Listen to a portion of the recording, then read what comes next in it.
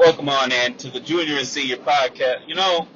I hear things. I watch shows like First Things First here and there, First Take, Rich Eisen Show, uh, Josh Pate and what he's got going on. Now, I watch these things on YouTube. I don't go. I watch the little clips that they do on certain topics because I'm not a believer in watching these shows in full lengths anymore. Just simply because there's just things I don't really care about that they talk about that I don't care about. Number one, and number two, if it's on TV, that means you're gonna have commercials, and I don't have time for that. I got work to do and all that stuff.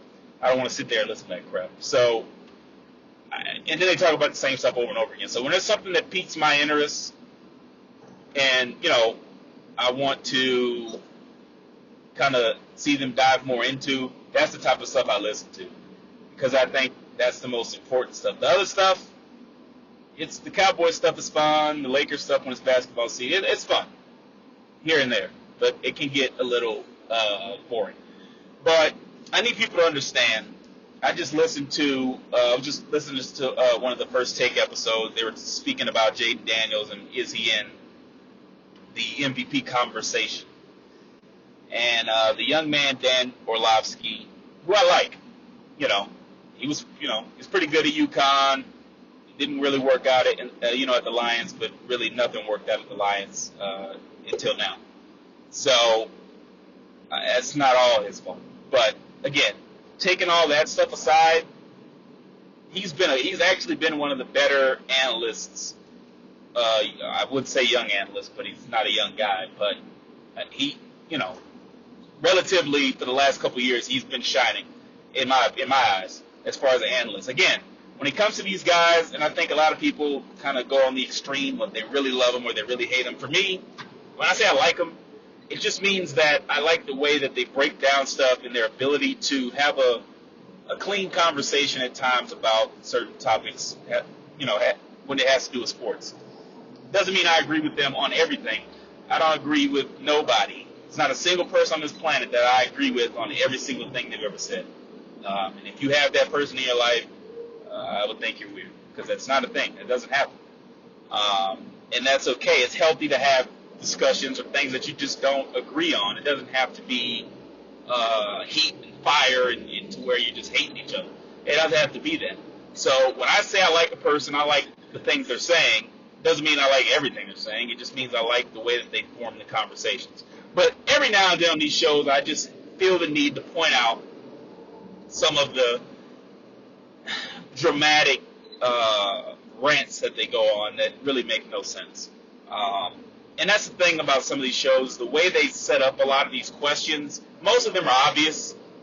Whether you agree with them or not really doesn't matter. It's just more about the dramatization of it. And Stephen A. does that a lot. Which, again, he does what he does. I like him. I have no problem with him. I don't agree with him on everything he says, obviously. But, he does what he does, and he does it well.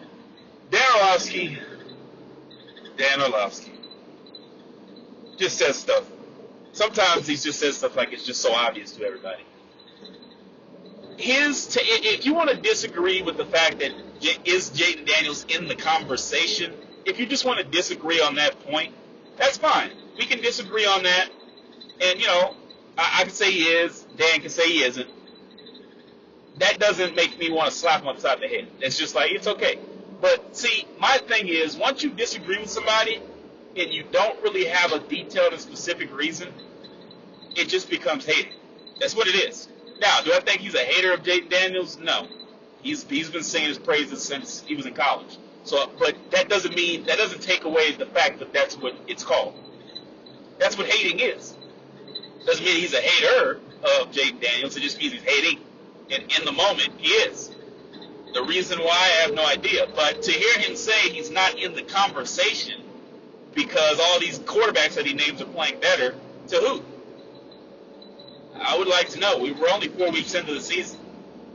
So for him to act as nuts as he acted, just because of that question of is he in the conversation after 4 weeks, all you have to do is say yes. But here's this, here's that, here's this. These guys are playing better at the moment.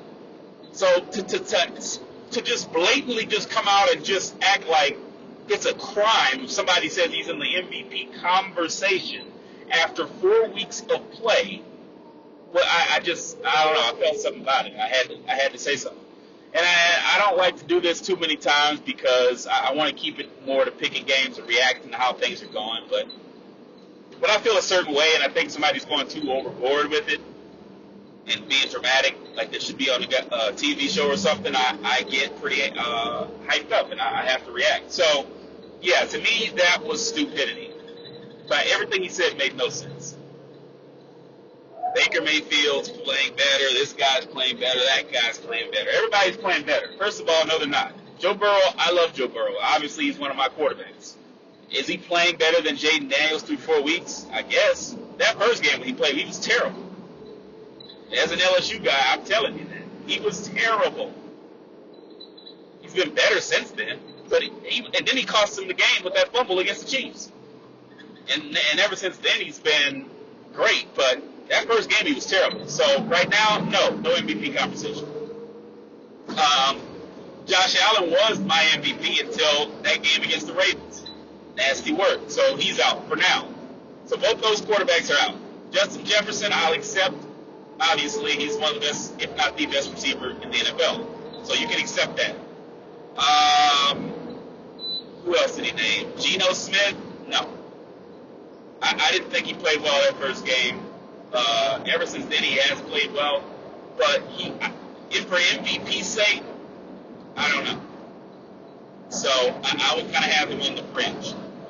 What has Geno done that Jaden Daniels hasn't done? He can run better than Geno. He can toss a bomb better than Geno can. I mean, you got Lockett and DK Metcalf. You should be able to get the ball to them. Now, Jaden Daniels does have Scary Terry, and he has a lot of other pieces, but you got DK and Tyler Lockett and Jackson Smith and Jigba. You've got a three-piece combo. So I don't know what the hell Dan's talking about. So who else did he say at quarterback? Baker Mayfield. Did you see that game against the Broncos? He was god-awful. Now, you can say Jaden Daniels didn't have a good first game, but that's just a matter of opinion. But they just didn't run the offense correctly around him in that first game. He led them to that victory against the Giants, and ever since then, he's been on fire. So, yeah, he's in the MVP conversation after week 4, and I just dismissed a lot of other guys. You want to put Geno in, you want to put Justin Jefferson in, you want to put Jaden Daniels in there, those are the 3. And if you want to put Sam Darnold in there, he's played great so far. So put him in there as well. Those are the 4 guys that are in the conversation.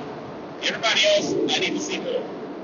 But, yeah, I just thought that was a little bit dramatic, the way he just came out. The man's played great. What else do you want to do?